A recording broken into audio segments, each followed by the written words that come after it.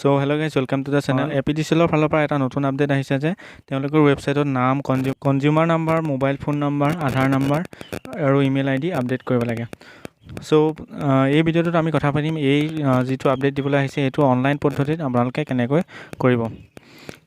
চ' বলক আমি ভিডিঅ'টো আৰম্ভ কৰোঁ। তাৰ আগতে যদি আমাৰ চেনেলটো ছাবস্ক্ৰাইব কৰা নাই, চেনেলটো ছাবস্ক্ৰাইব কৰি ল'ব।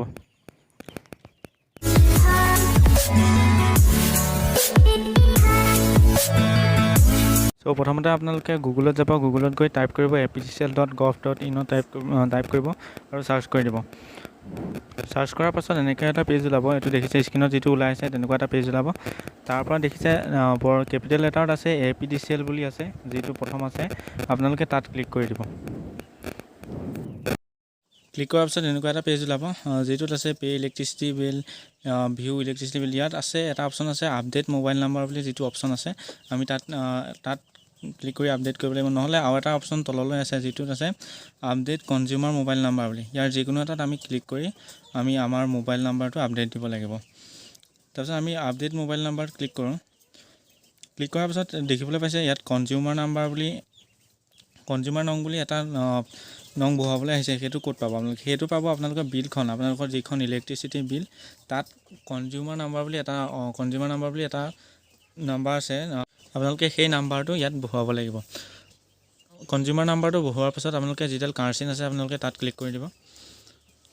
ক্লিক কৰাৰ পাছত আপোনাৰ বিলখন, যিখন ইলেক্ট্ৰিচিটি বিল যাৰ নামত আছে সেই ডিটেইলছটো ওলাই যাব। তাৰপৰা দেখিবলৈ পাব মোবাইল নং আৰু ইমেইল ID আৰু অকুপেশ্যন আৰু আধাৰ নংটো আপডেট কৰিবলৈ আহি আছে। চ' ইয়াত আপুনি মোবাইল নংটো আৰু অকুপেশ্যন, যিটো আপোনালোকৰ যি অকুপেশ্যন কৰে সেই অকুপেশ্যনটো বহুৱাটো বাধ্যতামূলক। বাকী আধাৰ নম্বৰটো নবহালেও আৰু ইমেইল ID নবহালেও সেইটো বাধ্যতামূলক নহয়। চ' আমি যিটো মোবাইল নাম্বাৰ আছে সেইটো মোবাইল নাম্বাৰটো আপডেট দিম। মোবাইল নাম্বাৰত ক্লিক কৰিব আপডেট দিবলৈ। তাৰপৰা ইমেইল ID-টো যদি আপোনালোকে দিব বিচাৰে তেন্তে ইমেইল ID-টো আপোনালোকে দি দিব। যদি নিদিয়েও কোনো বাধ্যতামূলক নহয়। তাৰপিছত আছে আমাৰ অকুপেশ্যনটো আপুনি কি কৰে, চৰকাৰী চাকৰি কৰে নেকি, semi gov employee, PSU employee, others.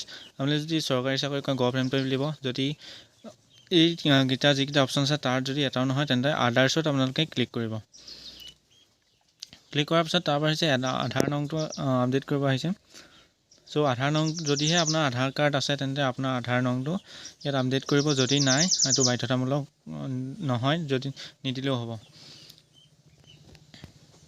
তলত দেখিছে এটা ছাবমিট বুলি অপশ্যন আছে, আপোনালোকে তাত ছাবমিটত ক্লিক কৰিব লাগিব। চ' ছাবমিটত ক্লিক কৰাৰ পিছত আপোনাৰ যিটো মোবাইল নম্বৰ দিছিলে তাত এটা OTP যাব, 6টা সংখ্যাৰ OTP যাব। সেই OTP-টো আপোনালোকে ইয়াত বহাব। দেখিছে মোৰ OTP-টো আহিলে, সেই OTP-টো আপোনালোকে ইয়াত এণ্টাৰ কৰিব।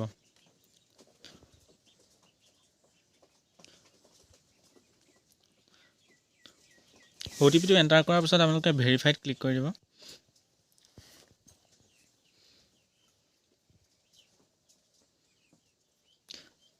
ভেৰিফাইড ক্লিক কৰাৰ পিছত দেখিছে যে কনজিউমাৰ মোবাইল নং আপডেট দেখুৱাইছে, ছাকচেছফুলি আপডেটেড দেখুৱাইছে। চ' তাৰপিছত অ'কে ক্লিক কৰি দিব। চ' ভিডিঅ'টো ইমানেই আছিল।